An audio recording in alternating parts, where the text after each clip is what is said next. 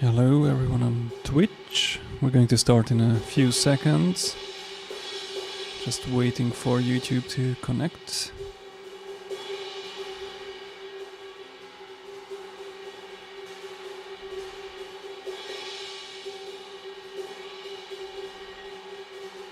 And yes, I think we're in. Or we're on. Hey everyone. I'm going to do some finger drumming, I guess.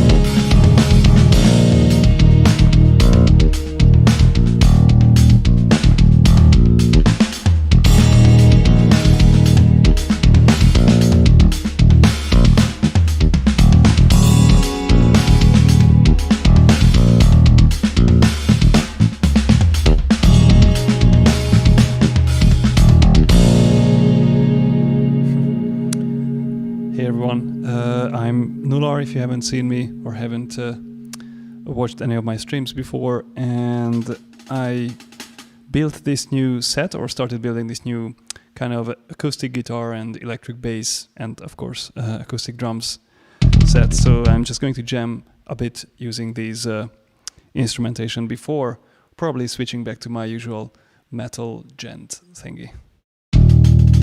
Oh, hey LPSC, welcome back. I'm good to see you. I'm happy to see you. How are you doing? Did you have any time to practice finger drumming lately?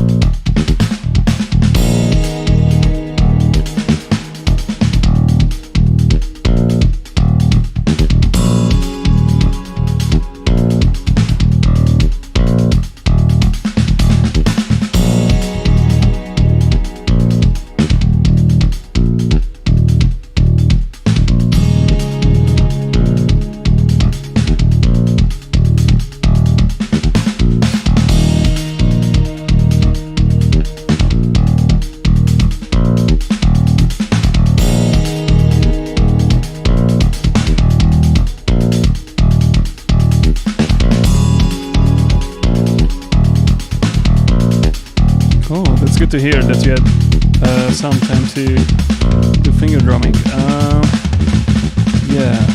I haven't done that. That's also on my list to actually assign some labels to this visualizer you can see on the screen.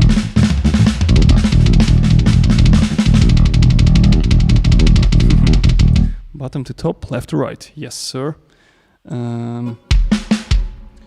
Kick, snare, snare, kick, closed hi-hat, tom, tom, closed hi-hat, open hi-hat, right, right, open hi-hat, crash, tom, crash, China.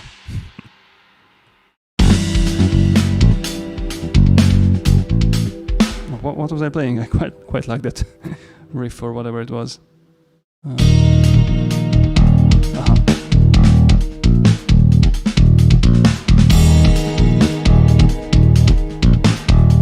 hope this helps.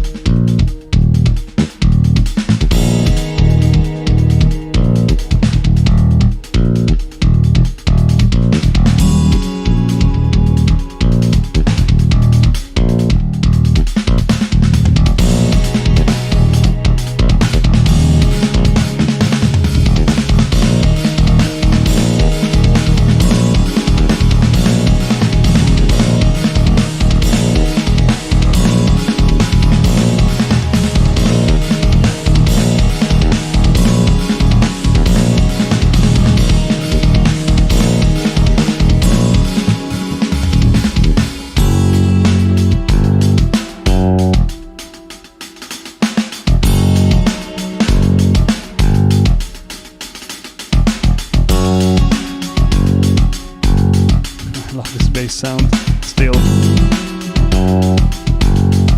exactly the same as the one in my piano jazz set. Oh yes, yes, I want to buy followers and viewers to be famous. Thank you so much.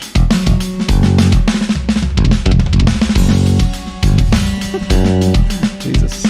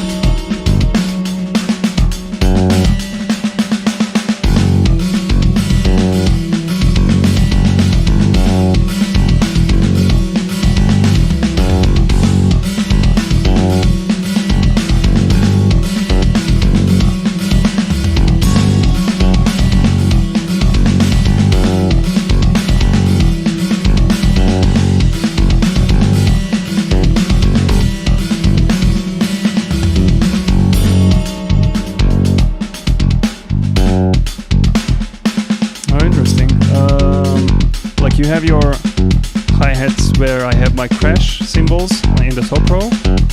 Is it correct?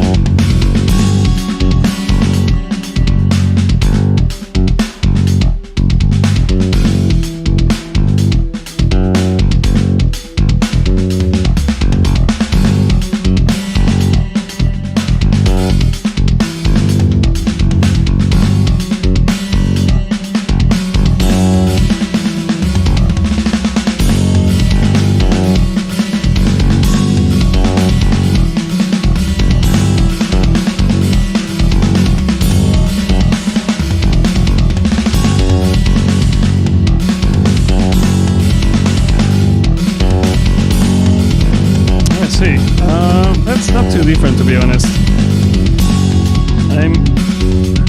I don't think it matters a lot, like one row difference, unless you're using a machine or an MPC where the pads are larger and farther apart. Yeah, on my machine I find it really difficult or somewhat difficult to reach the top row, the fourth row.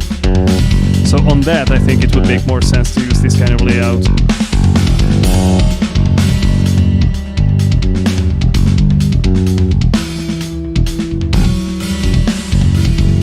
Here I don't think it would make a huge difference on a Launchpad or on a push. I just got used to this obviously, but I think the reason is that I use the hi-hats way more often than the crash cymbals. I just put them closer to where the heat is. I mean the kicks and the snares.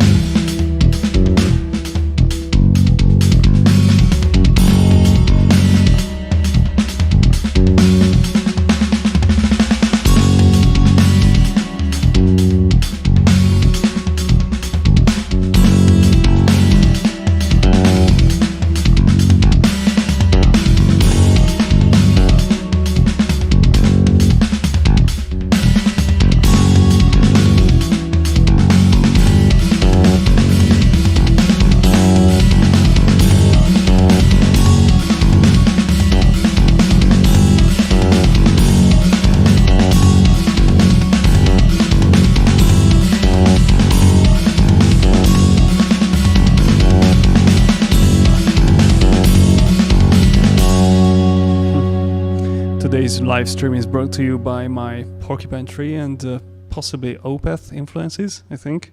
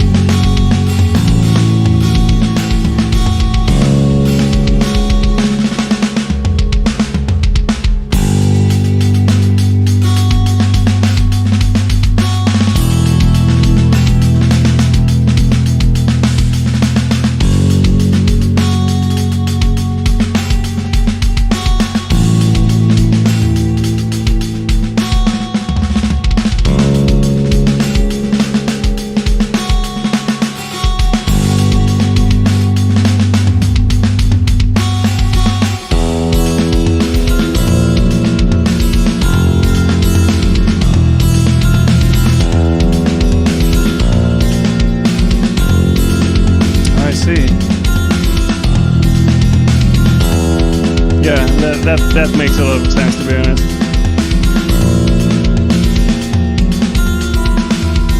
Although it might also depend on the surface material.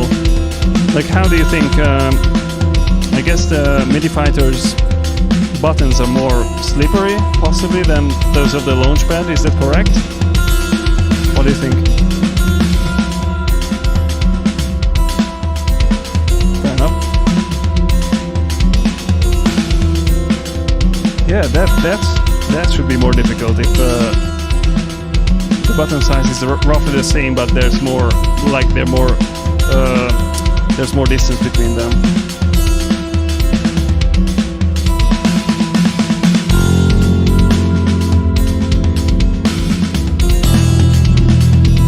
That's very useful to know.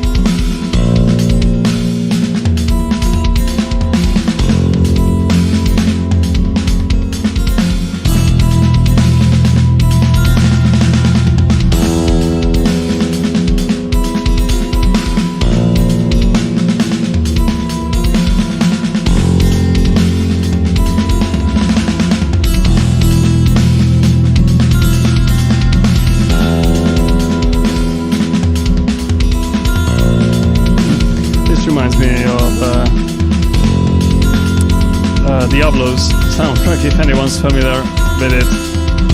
The classic Diablo 1.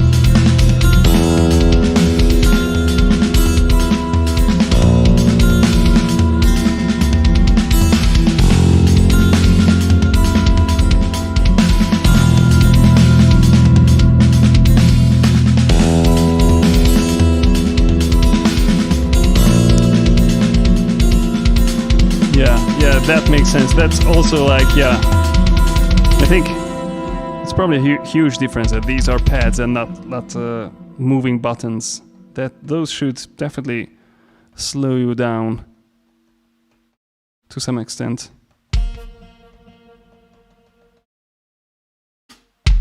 And I think it makes the whole trigger thing less predictive. Like for your brain to process like where exactly this is happening, because I'm hitting the surface of this button, which is not a pad, and when I hit the surface nothing happens. I need to push it, and then at some points the sound will trigger, and that appears to be less deterministic to me than just, you know, hitting the surface and getting the trigger event immediately.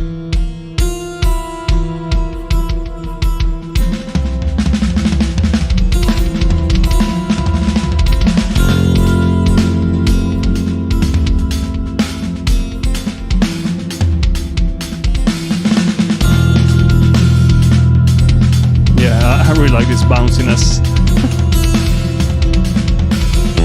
That's also much closer to what like traditional percussion feels like, I think.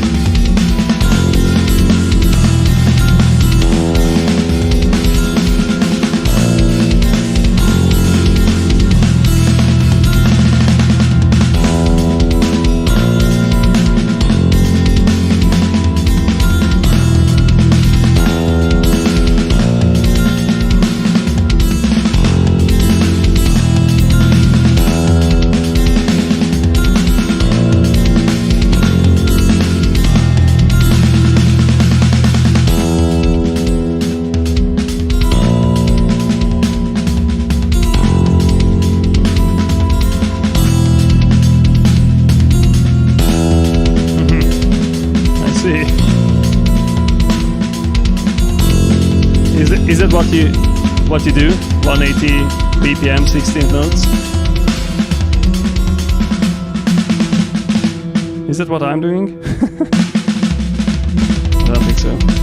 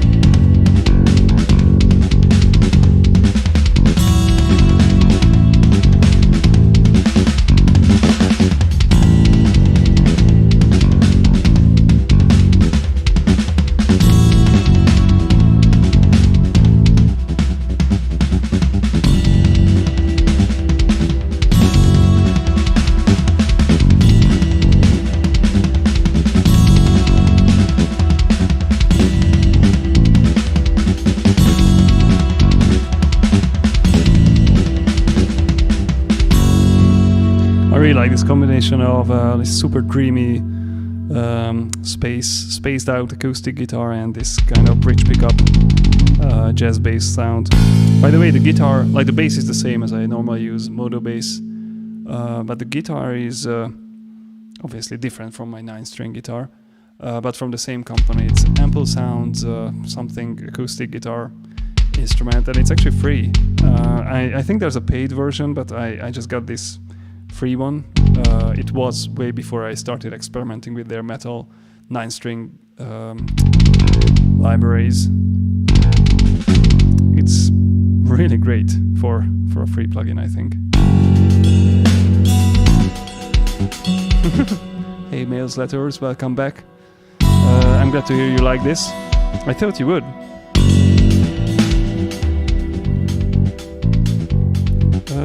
Yeah. Do you want me to test? I could briefly do that. 180, you're saying. 180 BPM.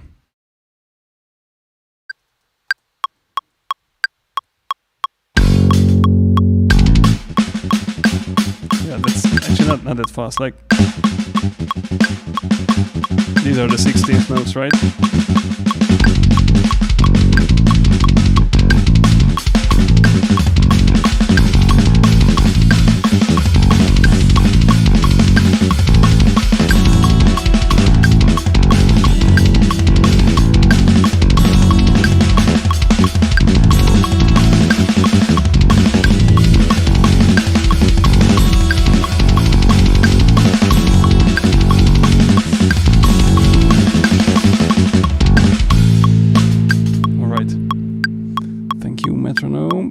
See you soon. Yeah, I think I've got like 5 or 6 sequences, programs. Oh yeah. Yeah, 6. Where's the guitar in this one?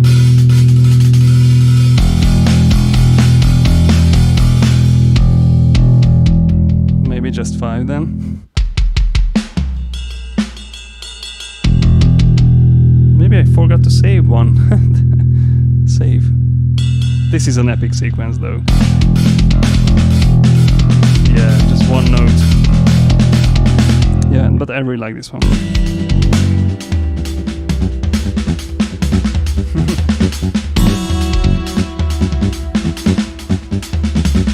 Yeah, maybe.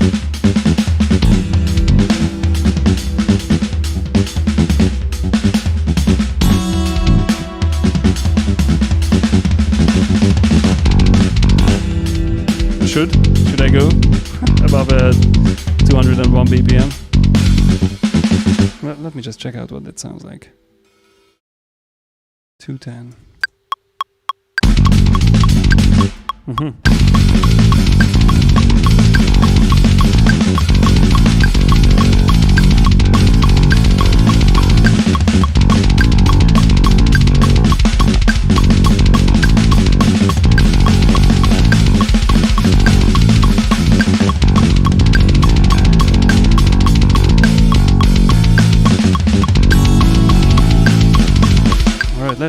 Let's see how far I can push this. 240, is that too much of a... It's probably too much. Oh yeah, okay.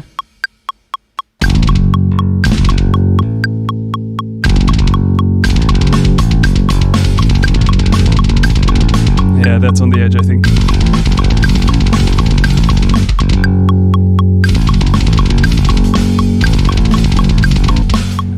Let's go back a bit. 220.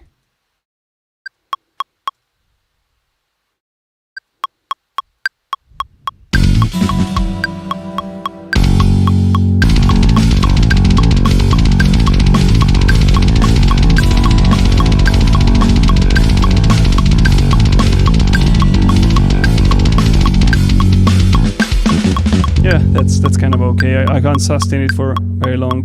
230.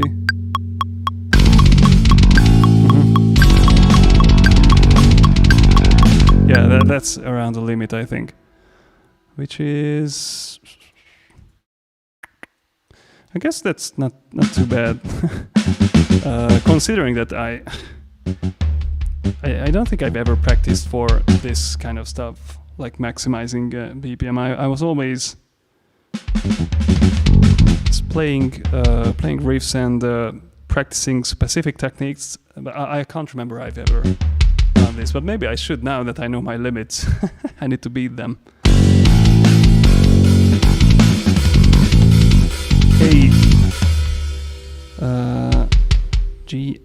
Geno, Geno, is it correct? Are there functions assigned to other pads too? Yeah, right now this is my bank switcher. I switch between different banks of pre-programmed melodies, but I only programmed one, so I'm not going to switch to the other ones for today, at least in this set. In the other set I will. And with these 8 orange pads, I'm switching between the sequences within this bank. So this sounds like, and this sounds like, and this sounds like, and yeah, I haven't programmed anything to the other ones yet for this acoustic guitar set. But in my other sets, I usually use these buttons to turn on or off FX or change something else.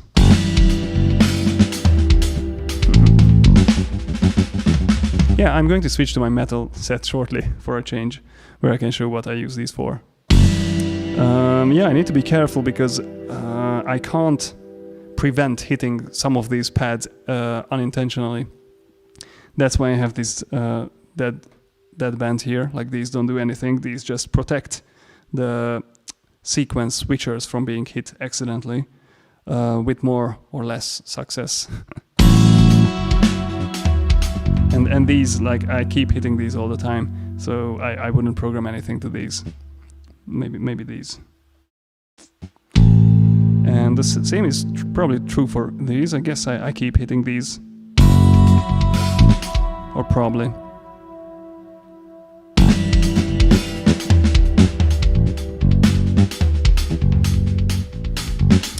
Do I need to take care of my hands after playing so fast? Yeah, I need to slow down. I don't do any specific stretching or warm-up exercises, to be fair. But I normally don't start immediately playing that fast, so I guess when I do that, I'm already warmed up more or less.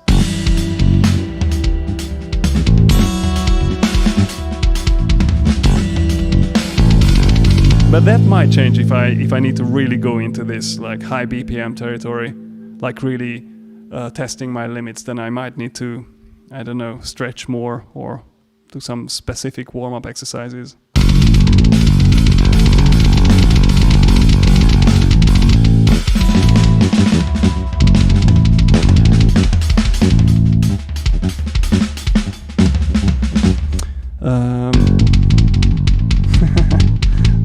Thank you so much. I'm working on it. We are working on it with Robert. Sorry, Robert is not that visible today. The thing is that I updated this app I used to stream from my phone, and like it forced me to update it. And now, like every time I start streaming, the position of this window is all over the place. So I just fixed it a few minutes before the stream. So it's not optimal for Robert. Sorry, Robert. But let me try fixing this now.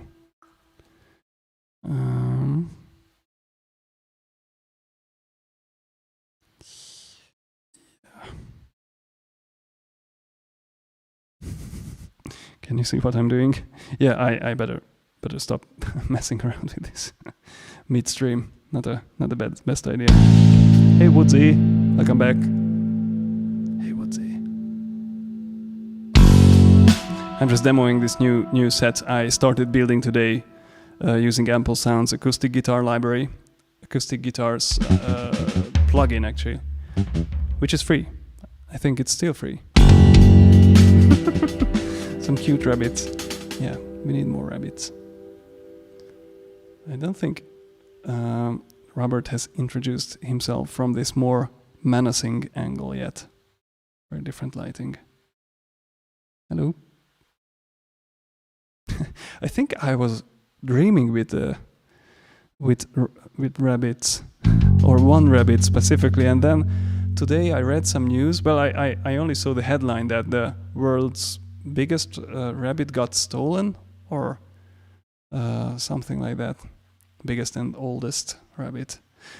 There's a lot going on in rabbit land, right, Robert? Yeah, stay safe, rabbits, watching this.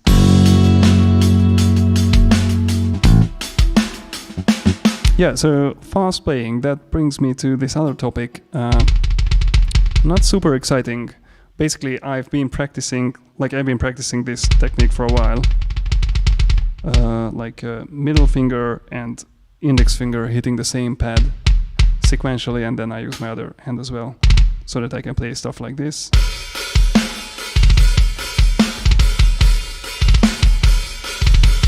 So I recently have been practicing this a lot, as well as trying to teach my left hand to do the same, like just practicing this.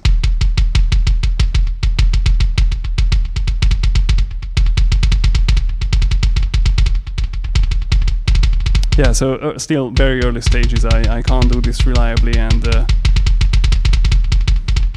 still figuring out the ideal hand posture for this. Anyway, so the idea here is that this should allow me to double the speed compared to just doing this, in theory at least, or in principle,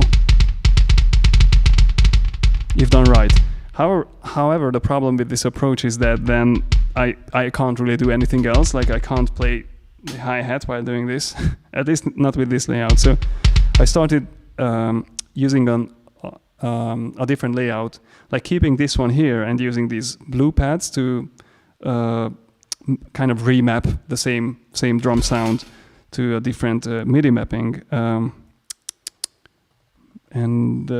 think I put the kicks here, so I think that approach could work, like putting the kicks here, and then I could use my thumb to hit like the snares. Why is it? Oh, I think. Why is this not working, my visualizer? And why didn't you tell me? Just kidding. Why is it not working? Oh yeah, because I'm on a different grid. Sorry then. Yeah, it would be easier to see if my visualizer worked with this side. Anyway, so the plan is to be able to do this super fast double kick thing on these two pads. And then I could hit the snare with my thumb and possibly like hi-hat or crash here using my ring finger. Yeah. I guess it's not a lot of fun to watch this without sound.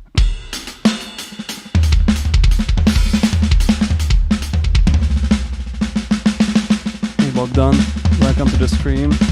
Yeah, chords and bass on the same pads as some drums. Can you explain? I know you probably talked about this hundreds of times. It's all right. I love talking about this, obviously. All right, let's try this. Let me try to show you my Ableton screen, which I don't normally do here. Let's see. Maybe not.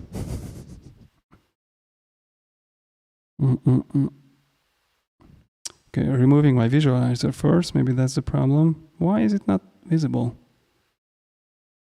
What? Okay, just playing some background music with my left hand.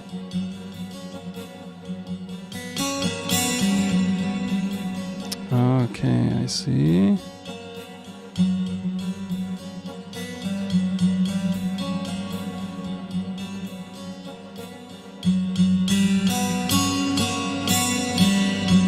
Alright, again, I came to the same conclusion that it's probably not the best idea to mess around with stream properties while streaming, so next time I'll be more prepared for this. Anyway, so I built this custom Max for Live device called Nular Sec, which is not SEC, it's like SEQ, because it's a kind of a sequencer.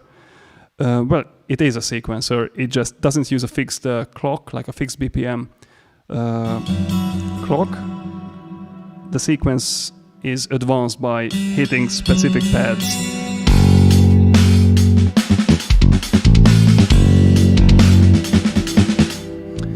like here, the left kick doesn't do anything, the right kick triggers a bass sequence. I mean, every time I hit it, it will advance this 3-note sequence, while this snare doesn't do anything. And this is a different sequence. And these are nicely interleaved when I just play random stuff. And these two right cymbal pads, these trigger different acoustic guitar sequences. Like this one triggers the chords. Just 2 chords, and this one triggers a longer melody. And you can all program this within this Max for Light device I built with relative ease, although it's, yeah, it could be improved, and it will be improved. And it's available for free. Yeah, please do, and if you have any feedback, then let me know. Yeah, because I'm going to integrate those, I promise.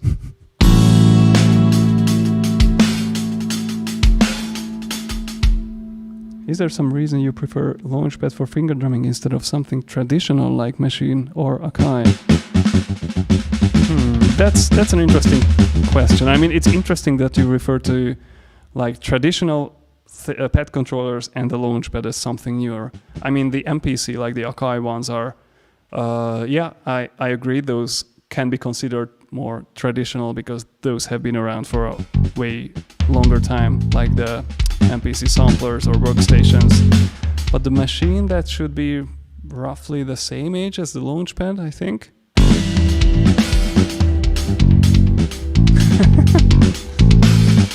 Oh, thanks. Yeah, look, check out this plugin. It's called something from Ample Sound. Like they give these horrible plugin names.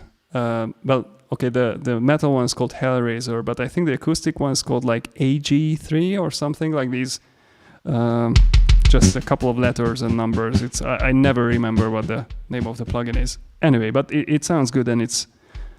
I think I got that from Plugin Boutique for free. So if you go to pluginboutique.com and search for Ample Sound, I think you will find this. And I think there's at least one more free plugin from this company, which is this Rain or Cloud Drum, it's called. Anyway, yeah, check it out. Yeah, so I do have a Machine Micro Mark III, which I traded for a Launchpad X, which I didn't like. So I actually prefer the Machine Micro to the Launchpad X. But I preferred this old Launchpad Pro compared to the Machine Micro.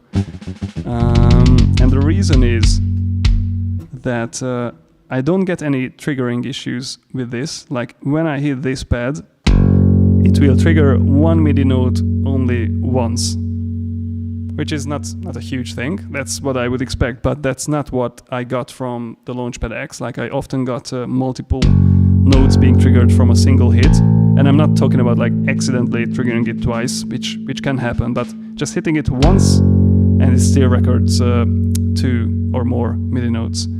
And the Machine Micro I have that also can trigger pads I didn't even touch. Like when I do this, like hitting 2 pads. Oh, now I disabled that visualizer. Excellent. But I didn't. No, I did. Did I? Yeah. Lesson learned. Don't mess around with the streaming setup midstream.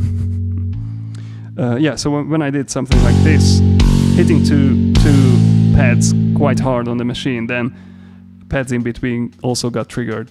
So that's not really something that's tolerable with my setup. It can be tolerable if you just play like just a single acoustic kit, because then very quiet, like these phantom or ghost notes or what, no, ghost notes are a legitimate thing. So these phantom notes, phantom triggers, and the double triggers are usually very low in velocity, which means they should sound something like this. And if you play some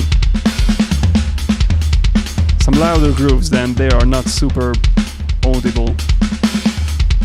So it's not a huge problem. But if you trigger single shot samples, then it's a bigger problem, because if you trigger the same sample very quickly in succession, like what happens when this double triggering kicks in. That means that those samples will overlap in time and introduce a phasing effect, like a very annoying phasing effect, which is actually audible in one of my early videos, which I shot using my Launchpad X.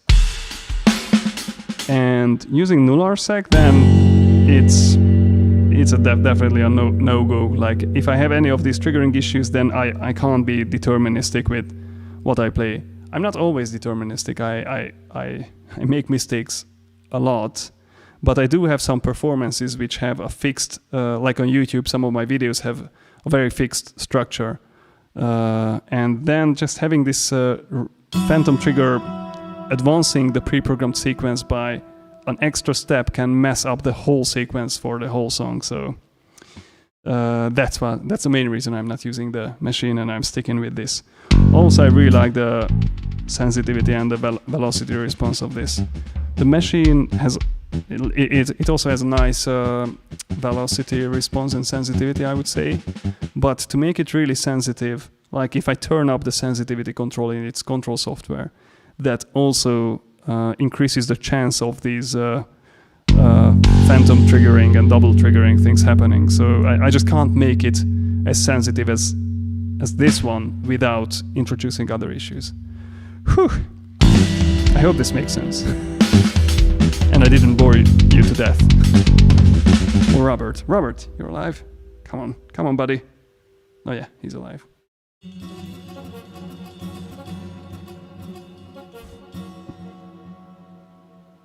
Right, there you go.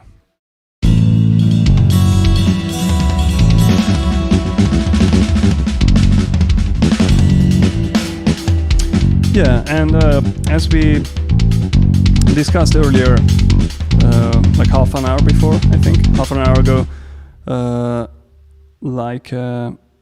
I actually like these small pads. I like the fact that they're quite close together because it makes them slightly easier to reach.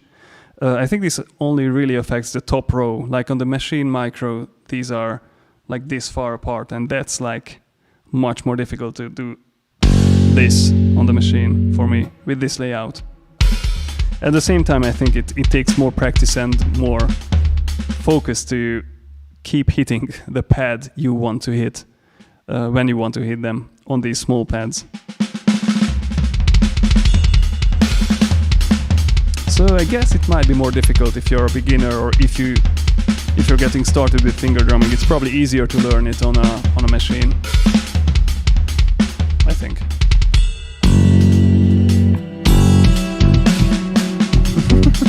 You're welcome.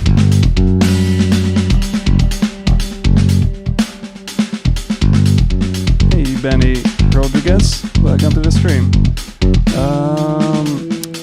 Yeah, you're talking about the new Pro, the Pro Mark III. Like the Launchpad X came out before the Launchpad Pro Mark III, which is a newer thing than this. This is the old, now discontinued original Launchpad Pro. Sometimes it's referred to as the Mark II, but there's no Launchpad Pro Mark I, as far as I know. Or if there is, then this is the one. So there's only the old one and the new Mark III version, which I haven't tried. I only know, because I've been told that the pads and the hardware around the pads, like the sensor, is exactly the same in the Launchpad X and the Launchpad Pro Mark III. But they have a different firmware running on the device for it. And whether that makes a difference in terms of like triggering issues and pad sensitivity, I would imagine it wouldn't, but maybe it would. So I've yet to try that one. Anyway, how do you like your Launchpad X, Benny? By the way, for me it took a month of like daily playing on the Launchpad X until I could actually express my feelings and thoughts and formed an actual opinion about what I don't like about it. So even if I don't know, just going into a store and spending whatever 15 minutes on it, I think that wouldn't have been nearly enough to figure out what I don't like about it. I had to play it for a month, and then I decided like, okay, this is not as good as my Launchpad Pro. Although like double triggering is easy to detect if you're looking specifically for double triggering. Just record a few notes in your DAW and check the MIDI notes recorded.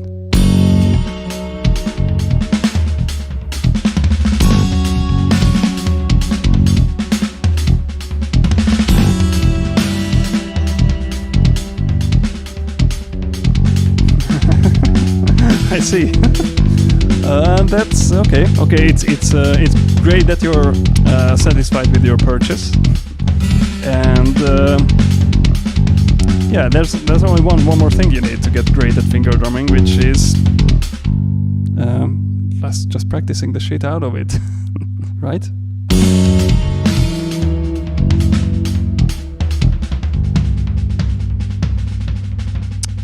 Yeah, this is definitely thicker than the new Launchpad X and Launchpad Pro. Yeah, there was that one video by can't remember his name. One of those famous Launchpad cover guys, and he showed that it can actually bend quite a bit, the new Launchpad Pro, and he was afraid whether it can actually break at some point or can deform over time.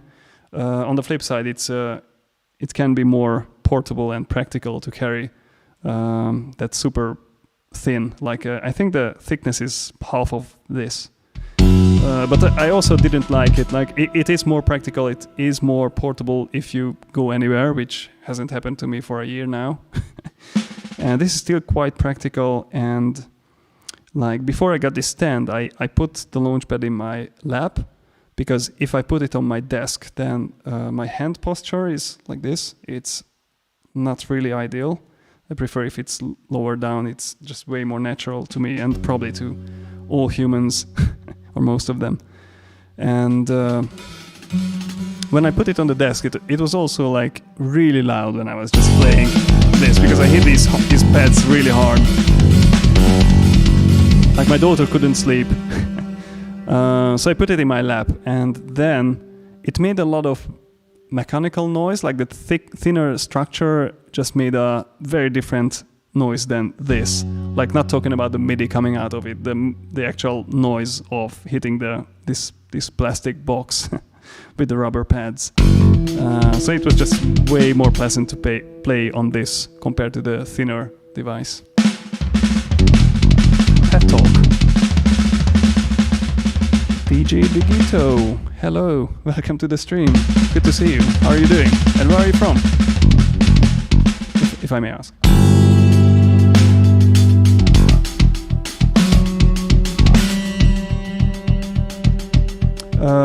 Yeah, so I switch using these. These look more orange here, but they might be red, especially if you use night shift or something like that. And right now, all of these sequences have a fixed sequence, but there's a button, there's a random mode in nularmusic, which you can use easily to trigger random stuff. But here, if I go to this sequence,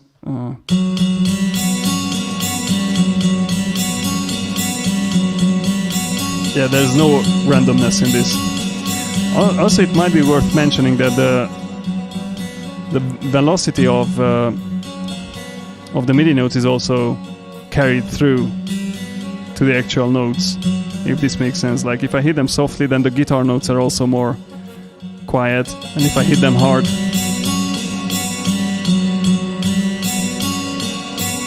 yeah, I really like this. It allows for a very expressive performance, in my opinion.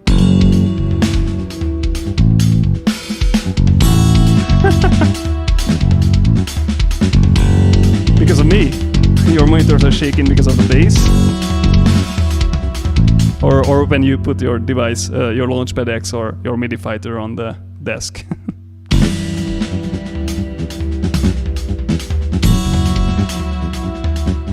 Yeah, sorry, I didn't read your previous T-Rex hands on the desk. Yeah, that's a good one. Yeah, exactly.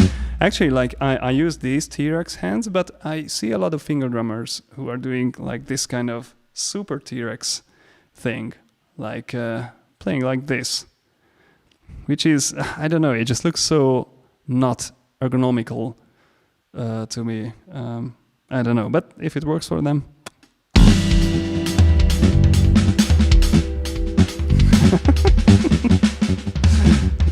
works, finger drummer.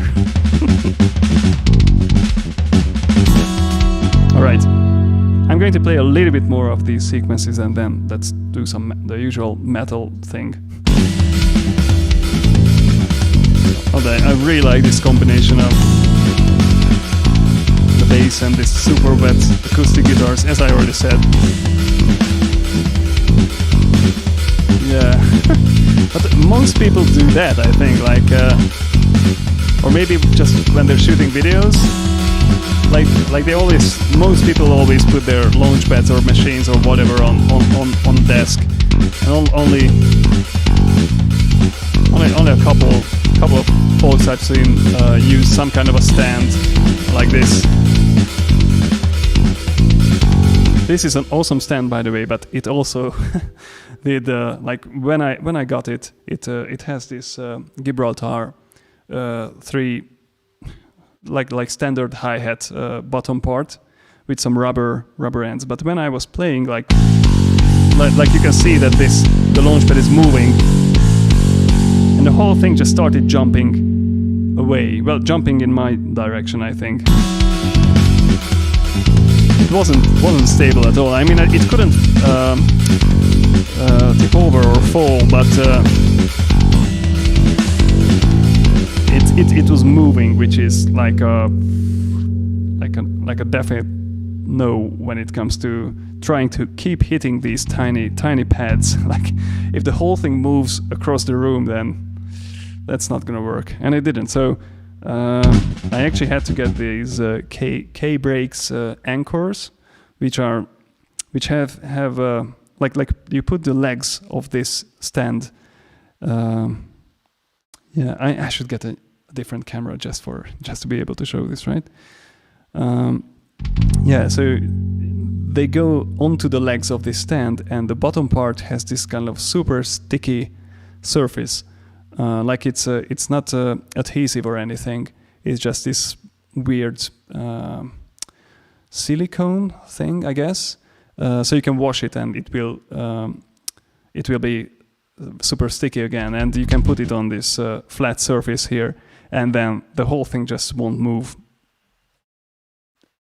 at all. I mean, this is still somewhat wobbly, but the whole thing is not going to move across the room, which was a huge thing for me. Oh, I see. Thank you for dropping by, Gino. Say hello to India and have a great night. Hopefully see you next time. Yeah, and the other thing I did with this stand to prevent it from, or at least reduce this wobbliness a tiny bit, is like I replaced the bottom part with a double braced version of the same Gibraltar stand. Well, not the same stand, so some standard Gibraltar hi-hat thing, but double braced, which makes it more like way heavier and more stable. But as you can see, or hopefully you can see, this thing still moves, which takes some getting used to. But the whole position is very, very ergonomic. Like this is just a really natural posture.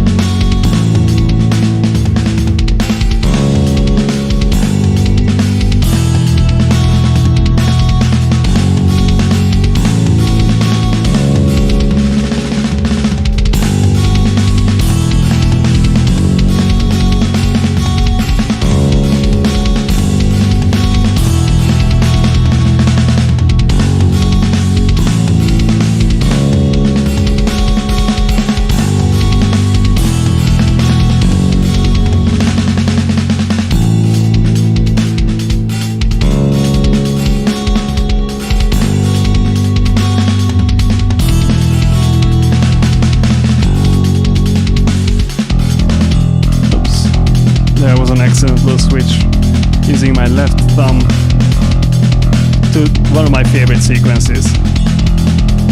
Just one note.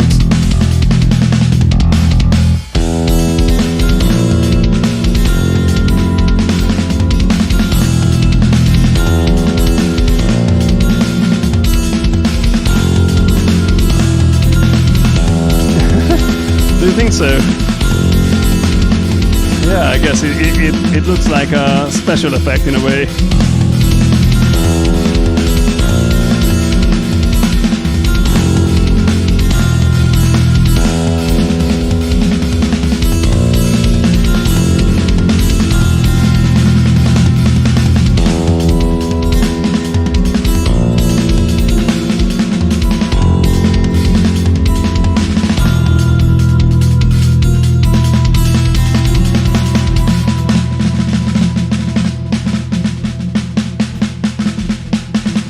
I spent a few days practicing this and this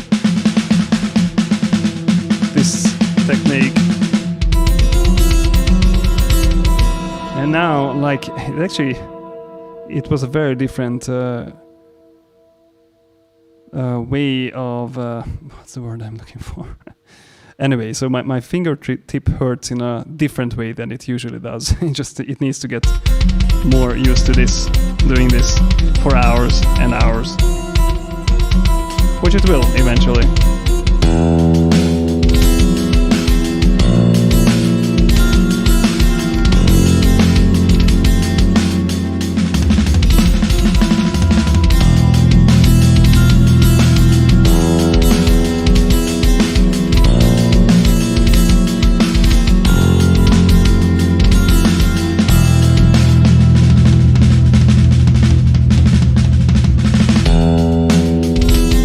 Yeah, I think I was talking about the Keith Macmillan Cuneo last time, that it has a way more slippery, the pads on it have a way more slippery surface than this nice sticky thing.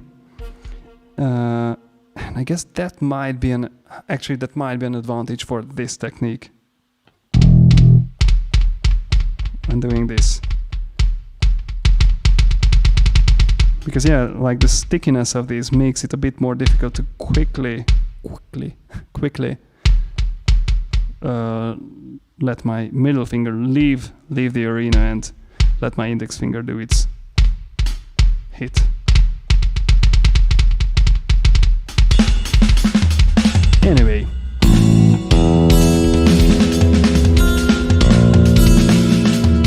Yeah, different kind of colours, I think.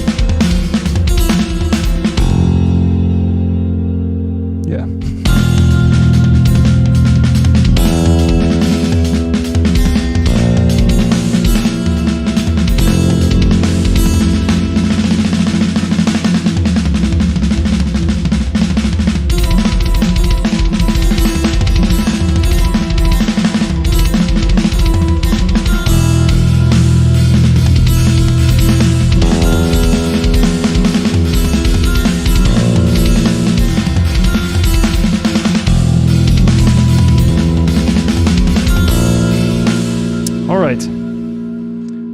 I'm going to quickly load my other set, first removing my visualizer so that you don't see those ugly hacks.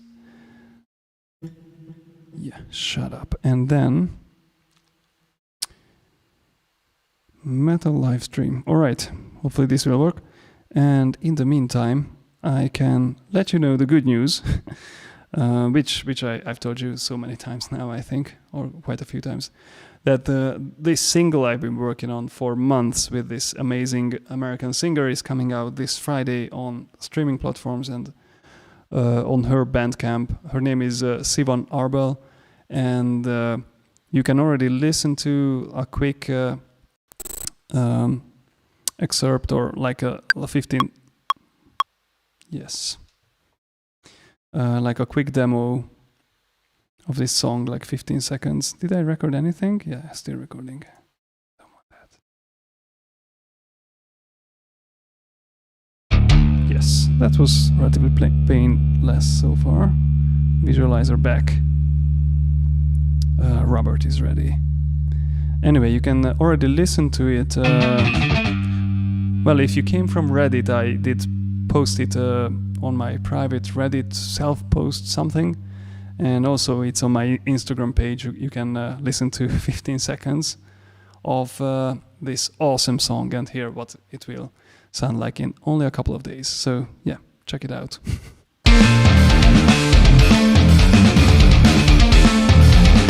Oh wait, I actually programmed one new sequence, I think.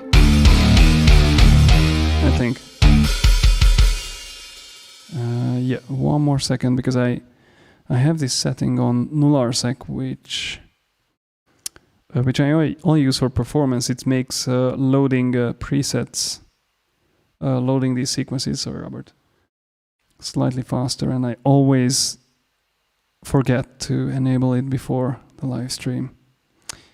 What is done now? Okay.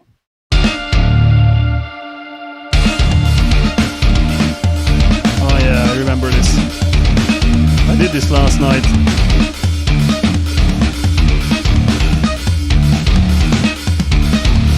Yeah, you too. Thanks for popping in, and see you next time, hopefully. Bye.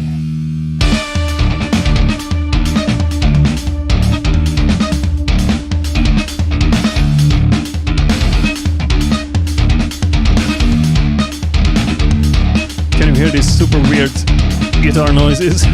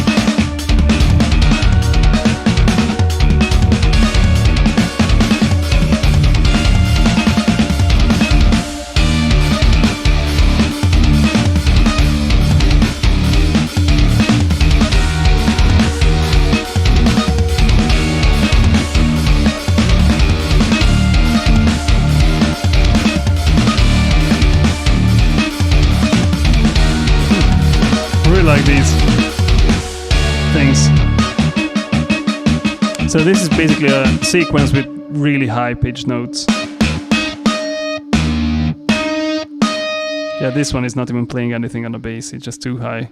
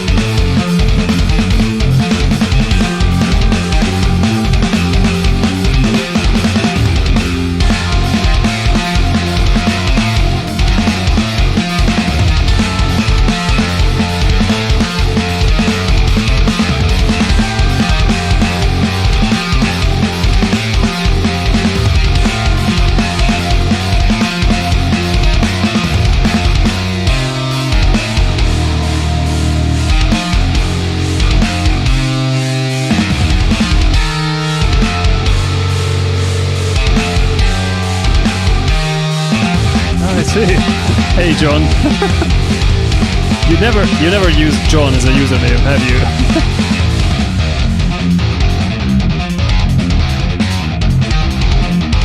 I see.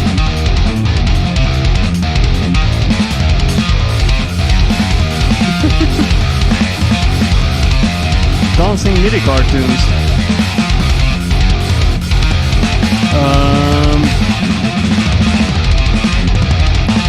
You mean live visuals, or you actually mean cartoons? Because that would be awesome. And when it will be a thing, I think as soon as a visual artist will get in touch with me and sort it out, provide some custom graphics. I guess this visualizer.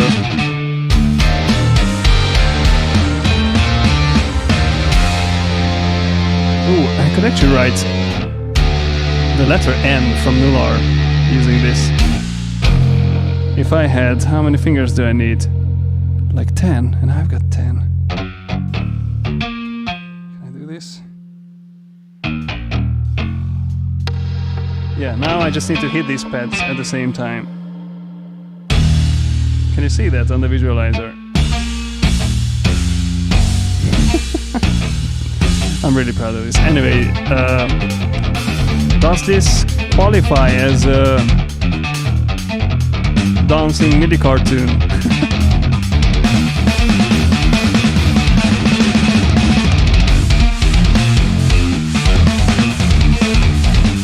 Yeah, so I've had this idea of like live visuals, live MIDI controlled but super fancy visuals for a long time in my head. It's just one of the numerous things I'm struggling to allocate time to. Actually, there's a lot of these things. Like I've got so many features requested and by others and by myself to add to nularmusic, and I've been trying to find to do so for months.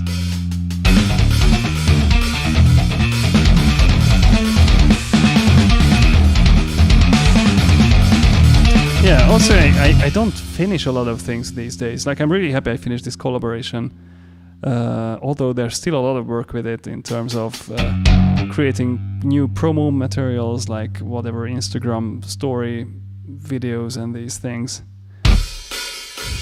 I've been, struggling with this crowdsourced thing some of you are aware of, which we wrote together, like this metal song with custom rhythmic patterns you voted for. And I spent some time practicing it. It's still a long way off.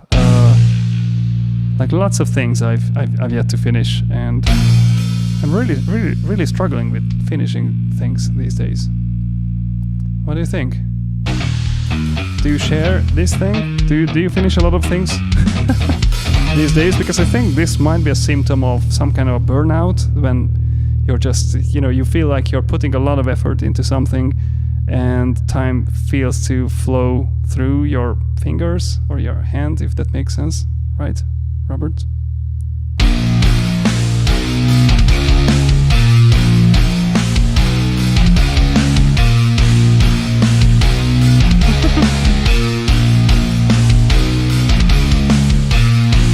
Awesome.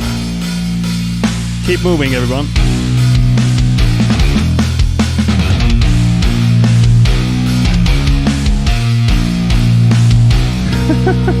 Nice. That's a good idea. Yeah, definitely one of them would be a rabbit, but which one? Or maybe all of them? Like, let's see, like 4 characters jumping, corresponding to like kick, snare, and whatever, some other stuff. I'm just thinking about how it could be implemented with the tools I'm familiar with.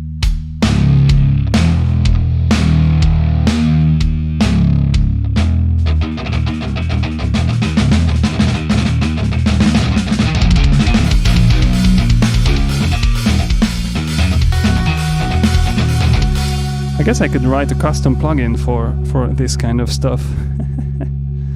But maybe someone's already done this. I should look around.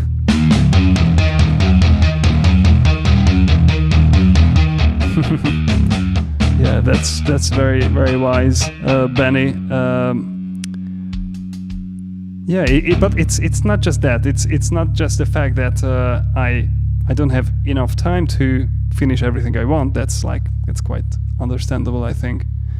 It's more like whatever I think I have time for still feels like I'm making a much slower progress than I want to, or than I would expect from myself and from Robert. By the way, here's an early prototype of the MIDI jumping thing. This is what I'm going to pitch to investors, and let's get this venture capital founded startup rolling.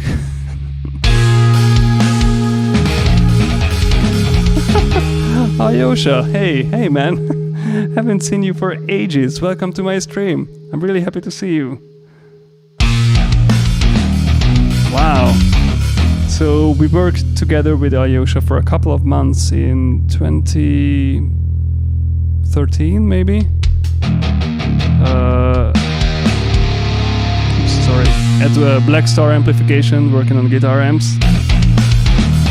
Wow, you're an unexpected but very welcome guest. Thanks for coming. How are you doing?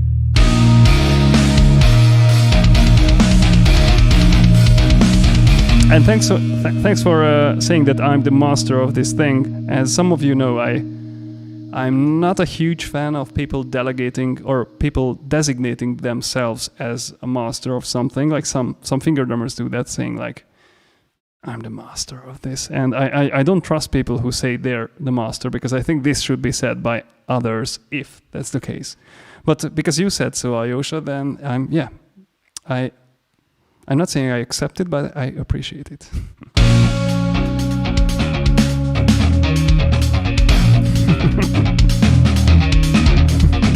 Nice. I like that business plan.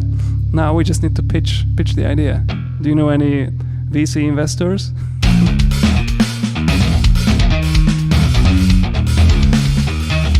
Okay, I might need to look into this burning stress thing and find a solution, which might be like taking a few weeks off from streaming. Let's see. Oh, by the way, this is stream number 13. 13 Tuesdays in a row. Sounds very, very lucky, right? But that means 3 months, right? Thank you for joining this experience of developing my stream and my art. Oh, hey, Coral! Wow. So I've been playing for an hour and a half, and now some of the core crew is coming together again. Welcome back, Coral. How are you doing today? We're just discussing masters of the art and burnout, and we're building a business around jumping bunnies, but the jumping being synced to the music.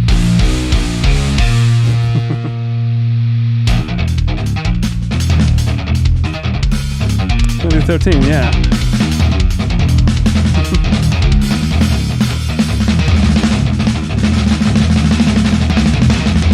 I see, like.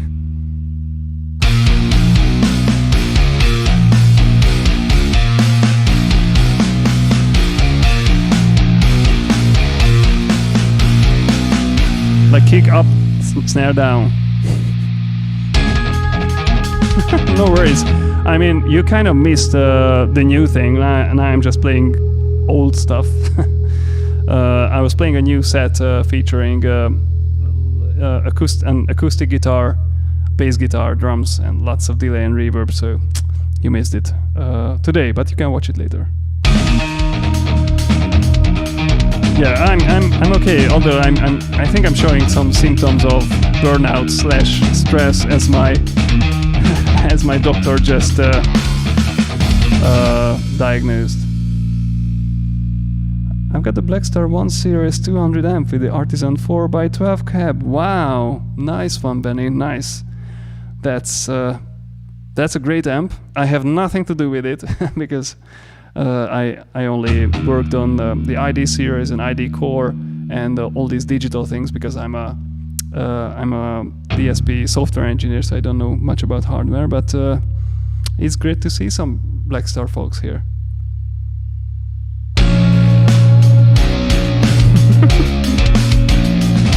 You got this.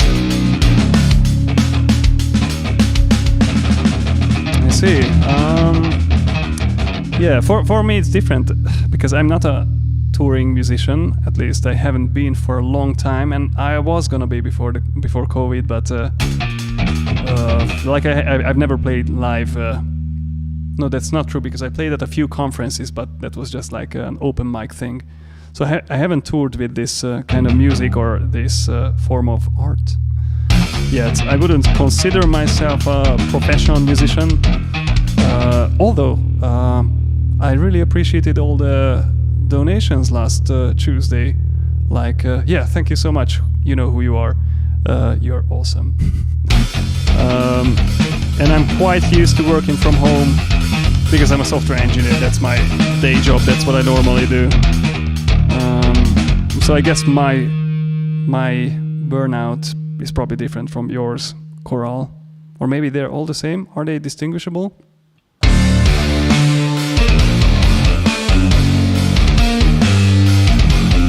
Oh, awesome. That's yeah, you can't go wrong with learning that. There's a lot of I'm aware of a lot of open positions for audio software developers, specifically like DSP engineers. There always seems to be a demand for that, so probably a really good investment of your time, especially if you're passionate about music and audio. Yeah, if you have any questions about this, then we could discuss that. Probably this stream, like this is a finger drumming stream, not a audio programmer career advice stream. But yeah, I'm happy to have a chat or whatever. Just message me if you have any questions about this.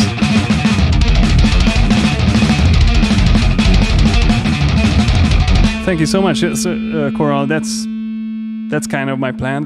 That's what we're doing here with the power of Robert. Yeah, so just, you know, building all these sets, improving the sound, trying new techniques, and also spending a lot of time on social media and promoting all this. I've learned so much in the last 3 months since I actually dedicated a bit more time to music. Before that, I had kind of a full-time job or a full-time equivalent. So I could only work on these after work and during the weekends. But now I'm actually working on this 2 days a week.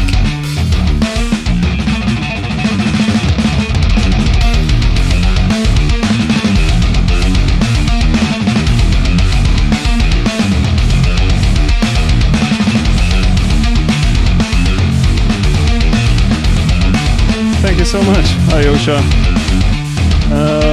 Yeah, maybe that's also the burnout, but I often feel like I keep playing the same thing. Can you also see this? Like, I very often feel like I'm kind of stuck in the same circles and playing the same thing.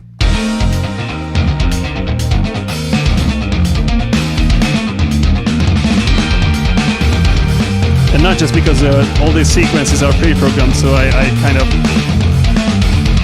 get used to them.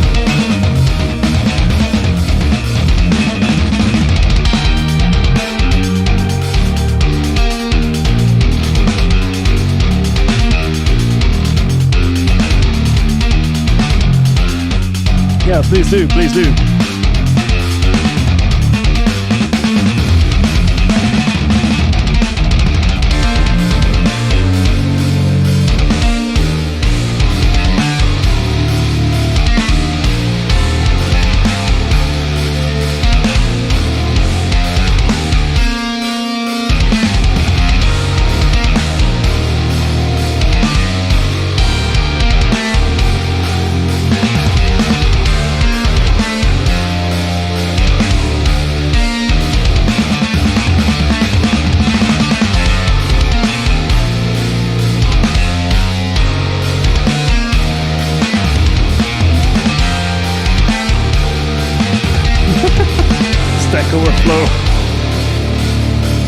Is that an answer to these rhythms, or is that your recommendation for getting a computer science degree or equivalent skill set?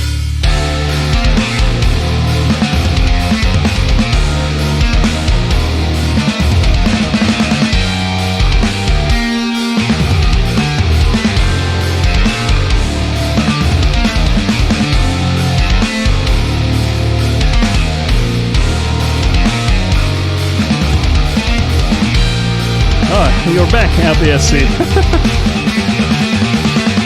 Yeah, I don't like the triggering issues only. That's one thing, and the other thing is that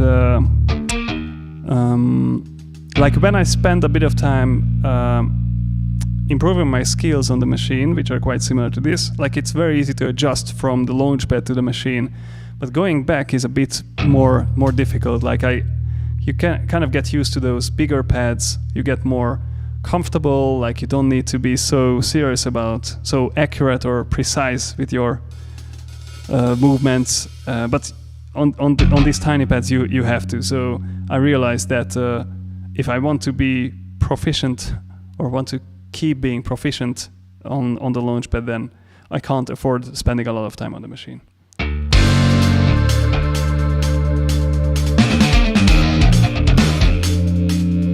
All right, cool. So the awesome thing I think about this whole system I've been working on based on my Max for Live device, nularmusic, is that I can improvise with this whole thing. So I don't need to spend a lot of time actually understanding what I'm playing. I can just play random stuff and let you do the maths. Yeah.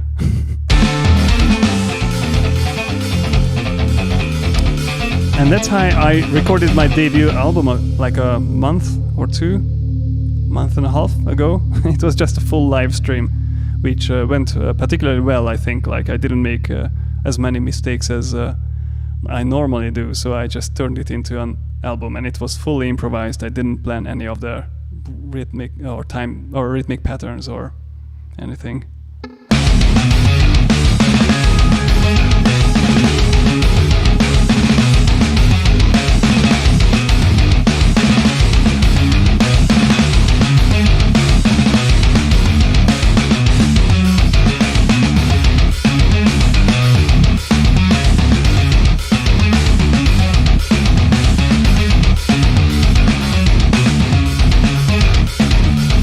Thank you so much, John. I don't intend to give this up just yet. Oh, nice one, Coral. Yeah, please do. Launch key 37, but that has like a 2x8 or yeah 2x8 pads.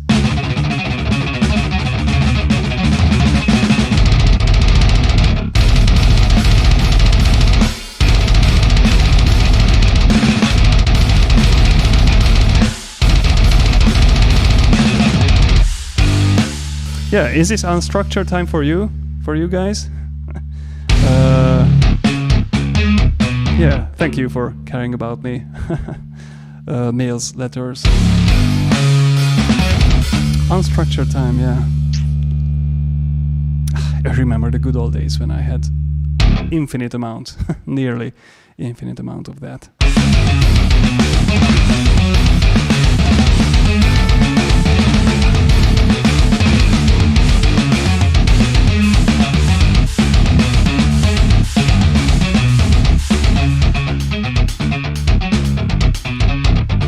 LPSC, like the machine? Are you talking about the machine? Or the launch key?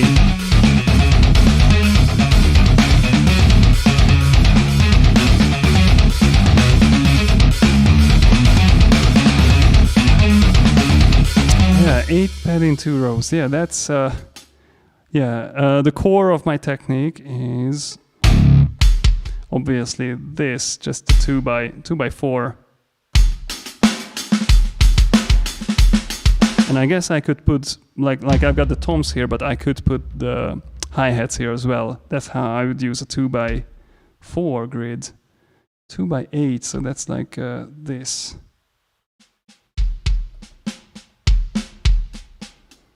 yeah, that's usable. Like I could put some crash cymbals here, although it's a bit awkward to do something like this. But maybe I could reverse it, like put the kicks like the center of my playing surface in the middle.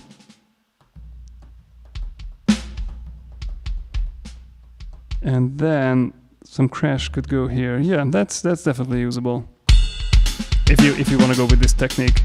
Yeah, plus keyboard. Although I've heard some bad things about like how the launch keypads compare to the Launchpad pads in terms of sensitivity. So yeah, let me know how you like it, Coral. I'd be quite interested to hear your opinion about those pads in terms of sensitivity and triggering issues, velocity response, these things, and these things.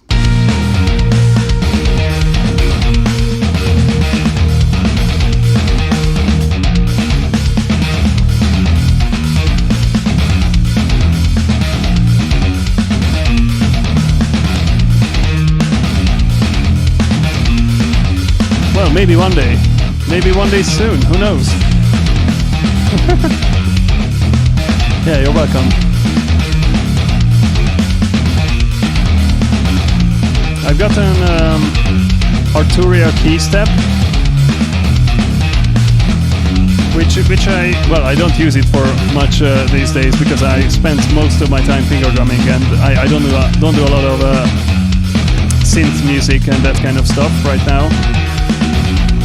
But it's I quite like that device. It's still quite small, portable, but there are actually quite like some interesting features in it. Like it can be used as a standalone sequencer standalone polyphonic sequencer to control hardware, synths, or software.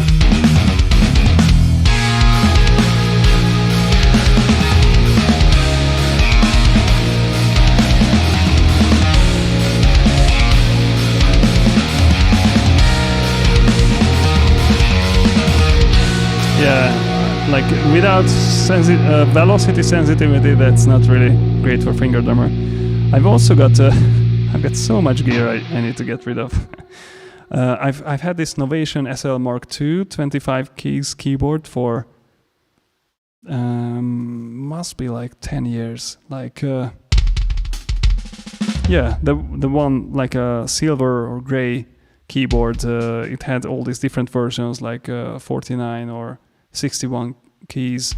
It also had a version, the Zero SL Mark II, without any keys, and it has lots of rotary encoders and knobs and sliders, and it also has these super weird pads like these. They are rubber pads, but they're black. They're not RGB pads, or they don't emit any light. And it's just weird, just like one row of eight of those pads, like super weird. I don't think I've seen anyone using those pads, but the keyboards, yeah, like lots of musicians, including Nine Inch Nails and Three Trap Tigers, and lots. I've seen those in lots of videos.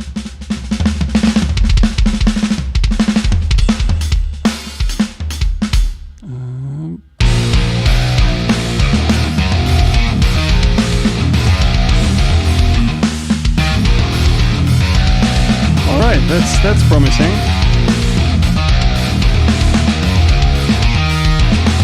Yeah, I look forward to seeing your finger drumming videos on that thing at some point.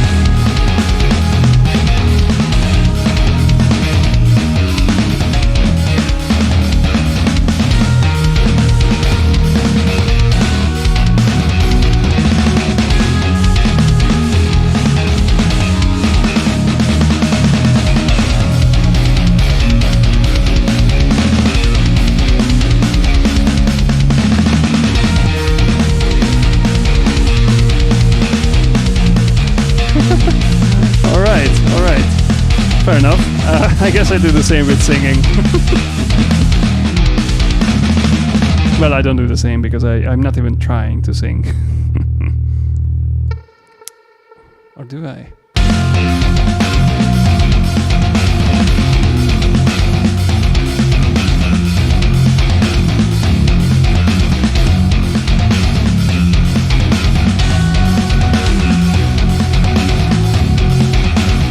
Metalhead opera singer.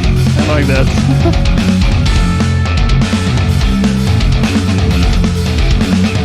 What's the last metal opera you participated in, Coral?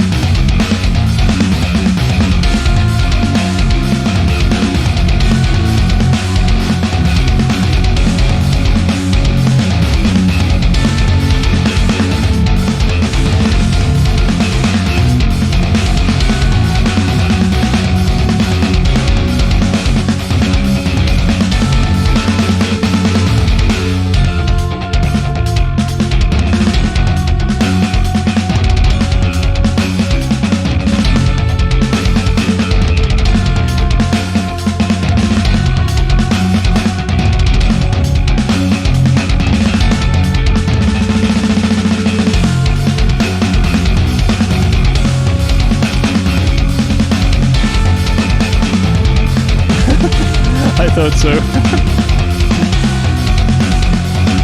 How about rock? Rock opera.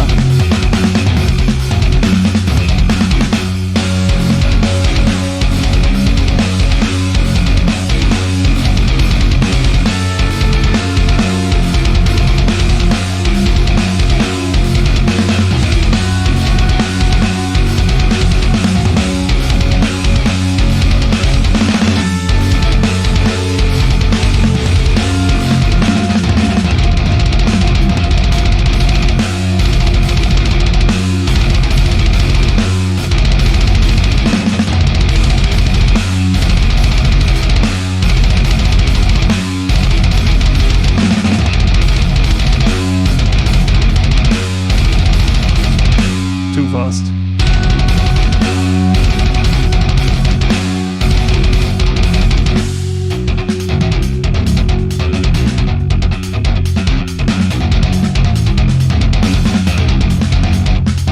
Arian stage. What's that? Is it a band? Or is that a metal opera concept? I see.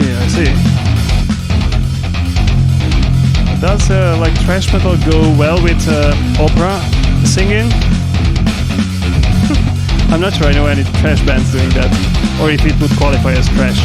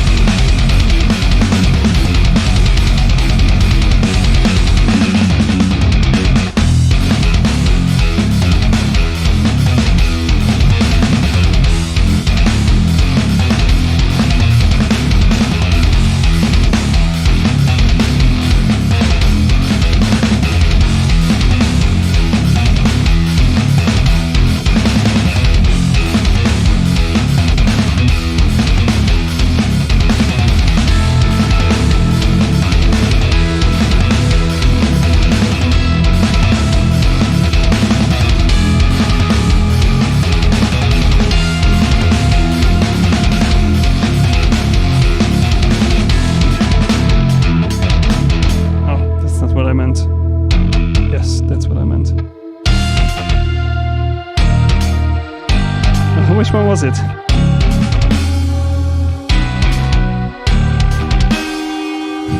I lost my melody. It wasn't this, was it?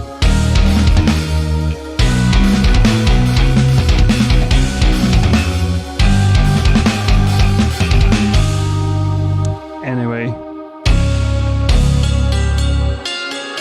I go with this. I'm on TV. Yes! Robert is on TV. So excited. Hardly though. He's hardly visible. Yeah.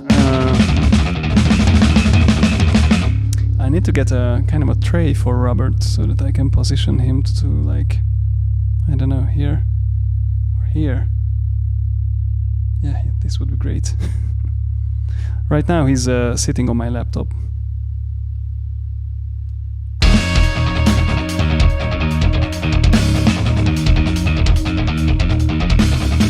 I see.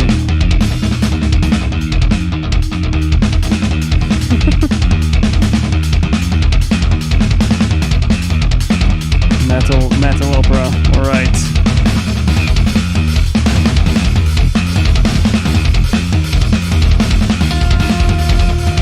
Well, it's not opera, but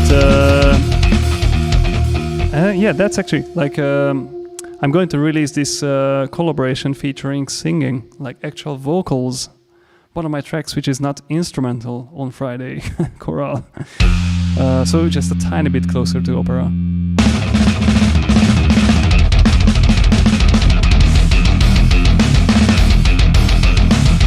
Although it's some kind of contemporary jazz, I think. Although I really don't know what genre it is.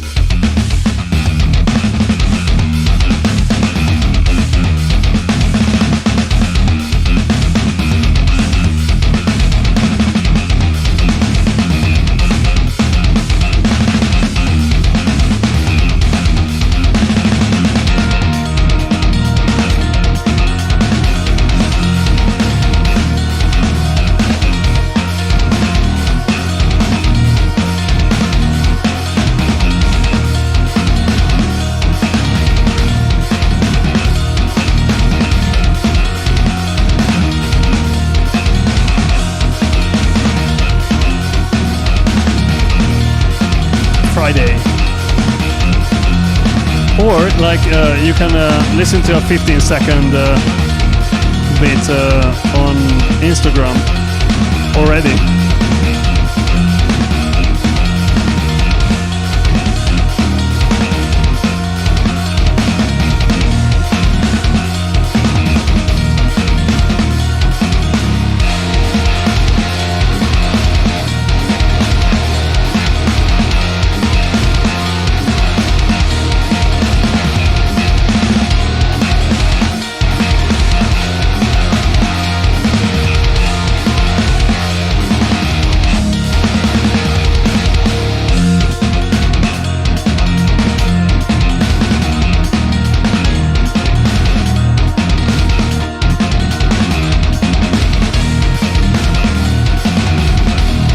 Quite like this riff.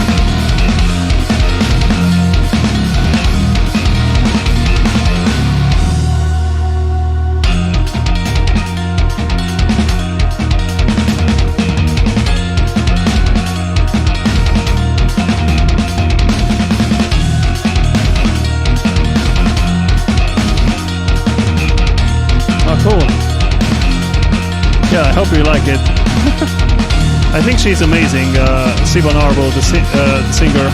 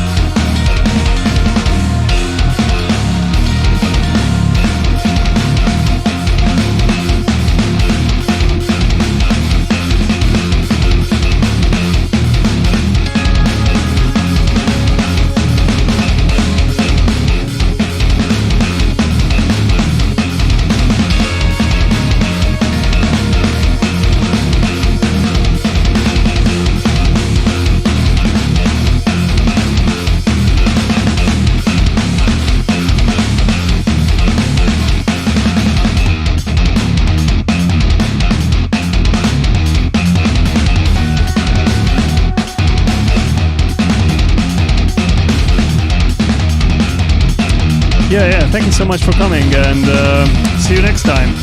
Have a good night. Have a good night.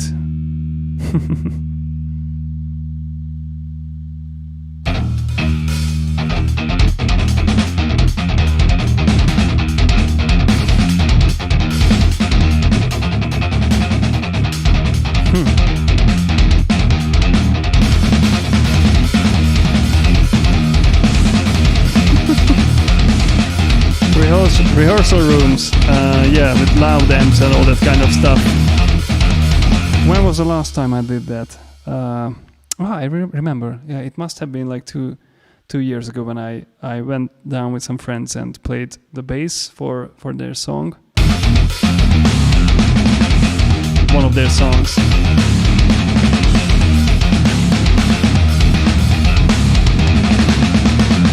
It was so loud, the whole thing. I got so used to these cozy headphones, not the massive guitar amps and stuff.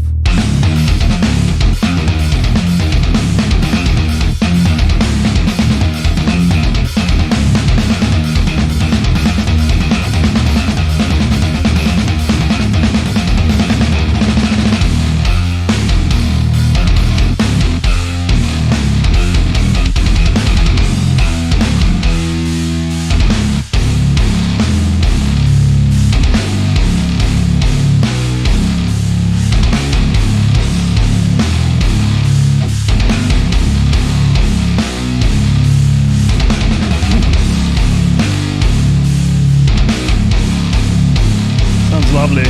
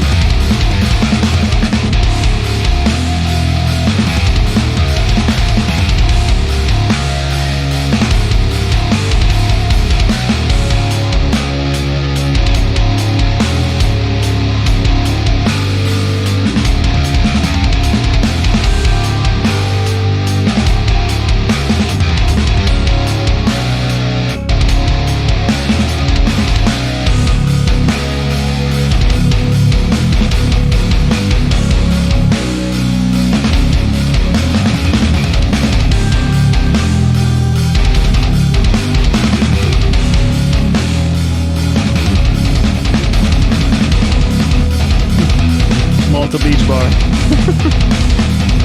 I heard they drink a lot of coffee there in the evenings. Isn't that right? Mails, letters.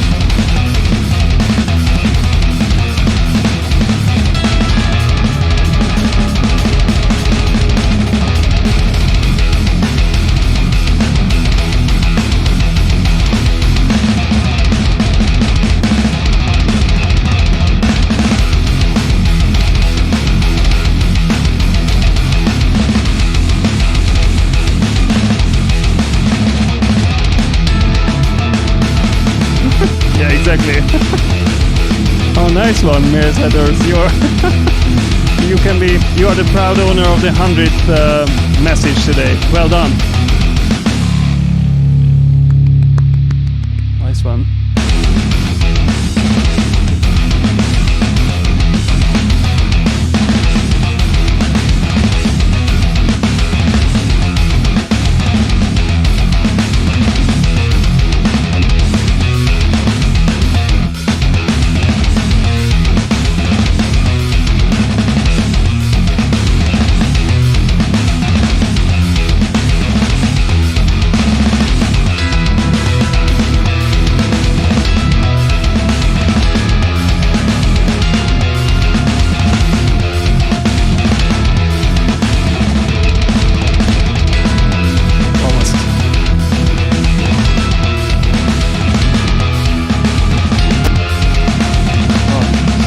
that glitch? What was that?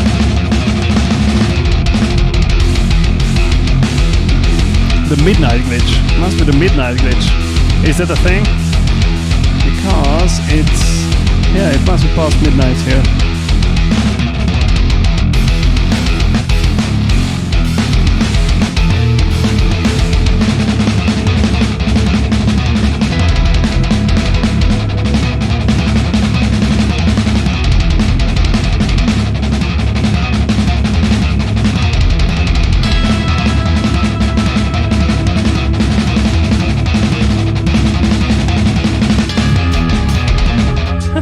Sure what my hands are doing anymore.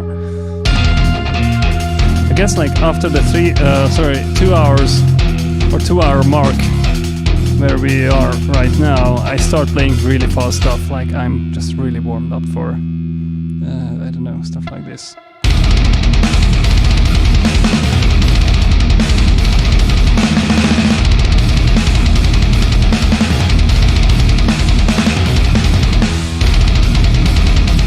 Deserves a bit more red light, maybe, yeah.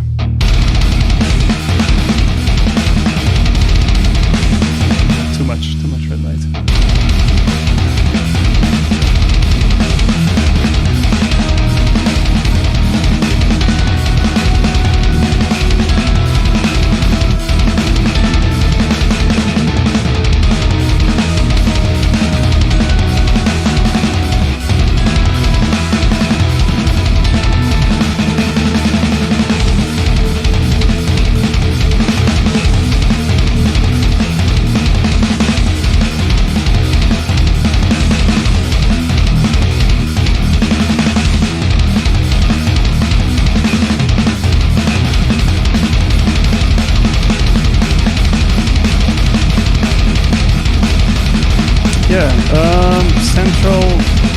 Is it Central European time? Yeah, GMT +1 here.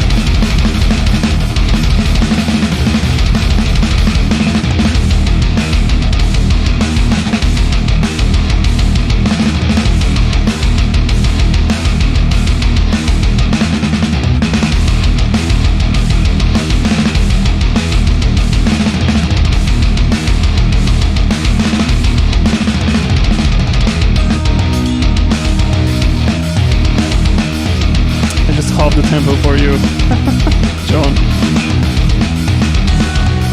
Ah, Norway, nice. Yeah, this is Hungary.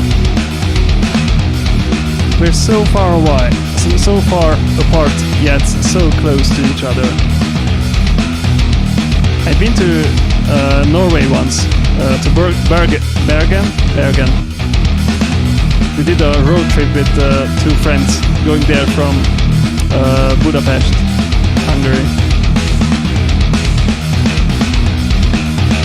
Also to Belgium.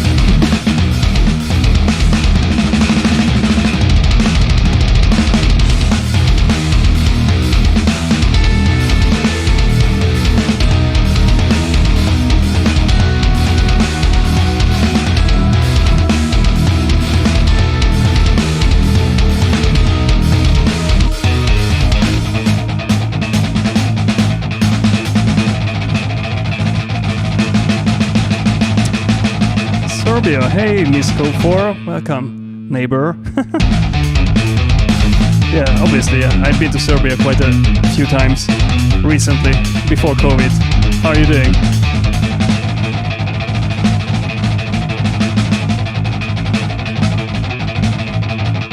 I see. Was it too cold in Bergen? By the way, please don't do it this time, because I'm not going to stay for very long now. But next time we could do what we did last time for like best Canadian band. I'm still doing my homework. I'm still listening to those bands everyone recommended last Tuesday. But next time we could do a best Norwegian band, because there are quite a few. So yeah, this could be the theme for next Tuesday.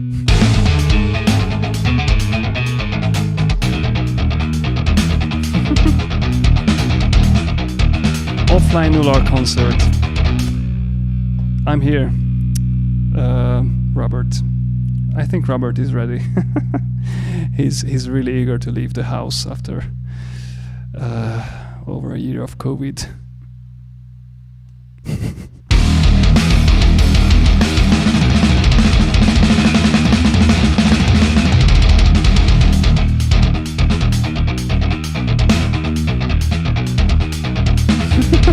Sorry, I didn't mean to wake you up.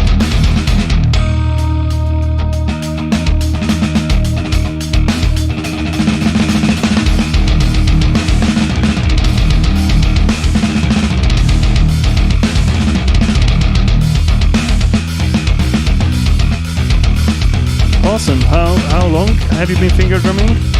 Misko? Or Mishko? How do they pronounce your name? And what kind of music do you play? Yeah, please hold your breath until next week. But next week, yeah, best Norwegian band. We're going to find them. Or artist, musician.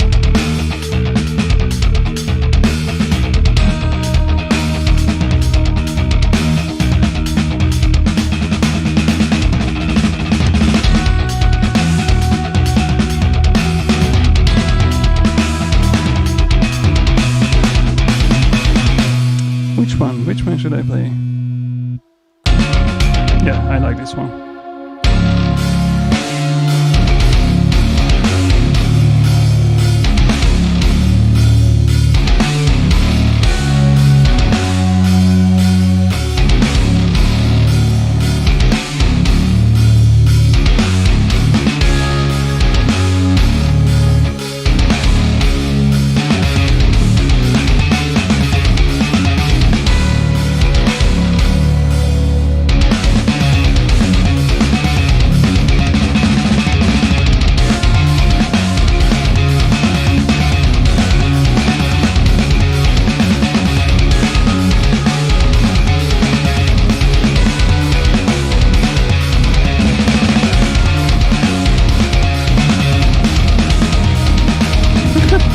When did I switch?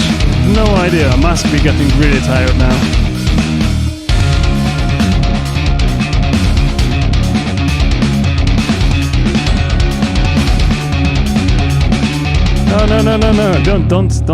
No. Don't get started. It's next week. That's next week. Can I delete a comment? I don't think I can.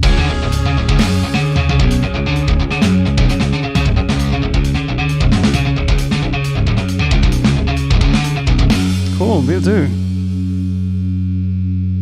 I will add you to my homework list. Prepare for the 9 minute past midnight glitch. No? No. All right.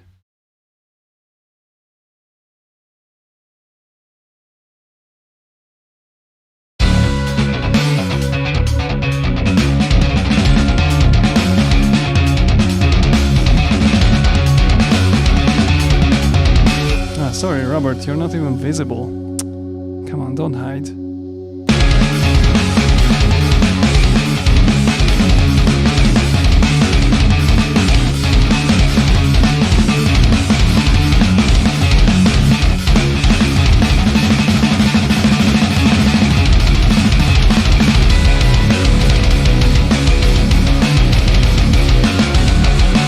Wow, the late team. Hey, Lil View. Welcome back. Which time zone are you in?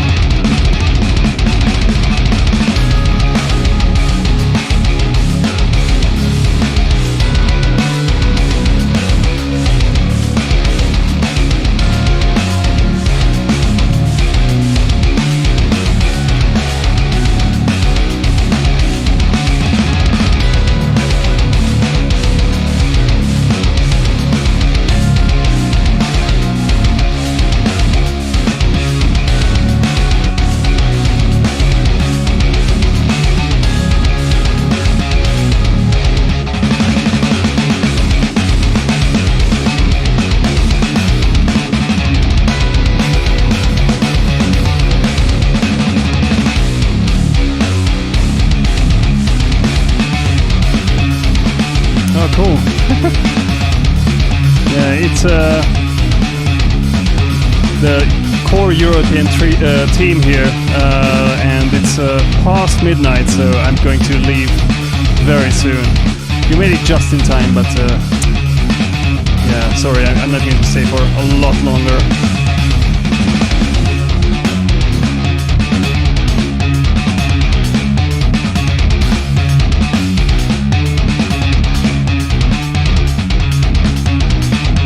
Lisbon. Lisbon that's like GMT. That's a different time zone from Eastern or Central. Well, it's the same as the UK, right?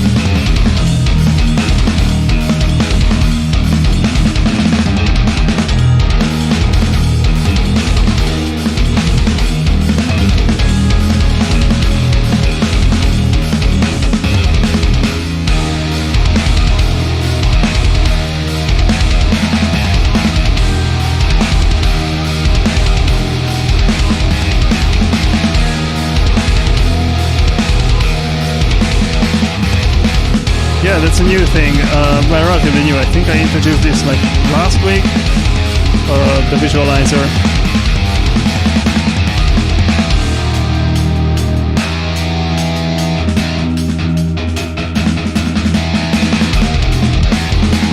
It's showing the pads in real time. Yeah, I had to build another custom Max for Live device and capture my Ableton window. And that's how the magic happened. Okay, something more chilled for the end. Last one.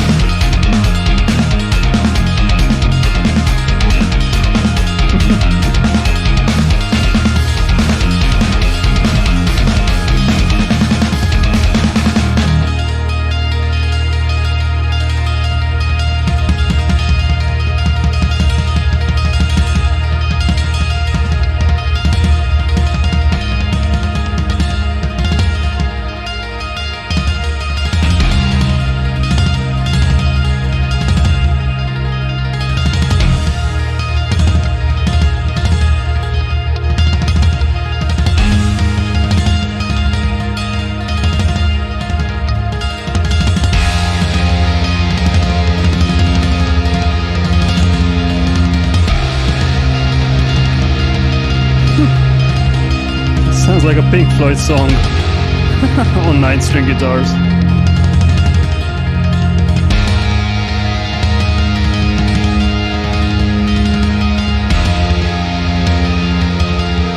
Yeah, Echoes Part 2 in particular from Pink Floyd.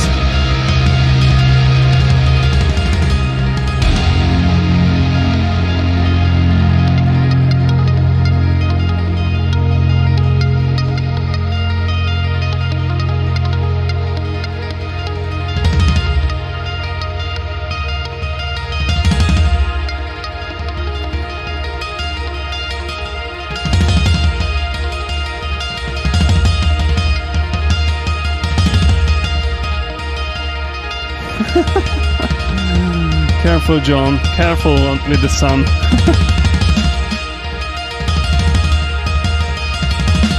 All right. That's all for tonight. We've been here for almost 2.5 hours. At least I've been here with Robert and some of you. Thank you so much for joining this stream. Robert and I are super thankful. We had a great time. I hope you did too.